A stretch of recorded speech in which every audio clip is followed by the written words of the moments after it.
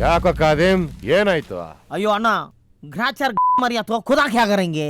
ಹೌದು ಕೇಳೋದು ಮರ್ತಿದ್ದೆ. ನಿಂಗೆ ಯಾಕೋ ವೋಟರ್ಸ್ ಲಿಸ್ಟ್? ಅಣ್ಣ ಅದ್ಯಾರೋ ವೆಂಕಟೇಶ್ವರ ಅಂತೆ. इसकी जनता गड़ी ತುಂಡು वो कितना चंगल है मालूम है? 20-25 ವರ್ಷದ ಹಿಂದೆ ರಾಂಪುರದಿಂದ ಬೆಂಗಳೂರಿಗೆ ಚಂಗಲ್ ಎತ್ತಾಗ ಬಂದಿದ್ದಾನೆ. ಇನ್ನು ಚಂಗಲ್ ಎತ್ತುತ್ತಾನೆ ಅವನೇ. ಆ ನನ್ನ ಮಗಂದು ಒಕ್ಕ ಇತ್ತೀಚೆಗೆ ಸದೋಗ್ಬಿಟ್ಟಿದ್ದಾರೆ. ಅದನ್ನ ನೋಡೋಕೋ ಬಂದಿಲ್ಲ ಈ ಕಚಡ ನನ್ನ ಮಗ ಅಂದ್ರೆ ಹೆಂಗಿರ್ಬೇಕು ನೋಡೋಣ. ಅವನ ಹುಡಿಕೊಂಡು ನಮ್ಮ ಈ ಫ್ರೆಂಡು ಬಂದವನೇ, ಅವ್ರದ್ದು ಅಕ್ಕಂದು ಮಗ ಅಂತೆ. ಅವನ ಕೈಗೂ ಸಿಗದಂಗೆ ಓಡಾಡ್ತವನೇ ವೆಂಕಟೇಶ್ವರ ವೇಸ್ಟ್ ನನ್ನ ಮಗ.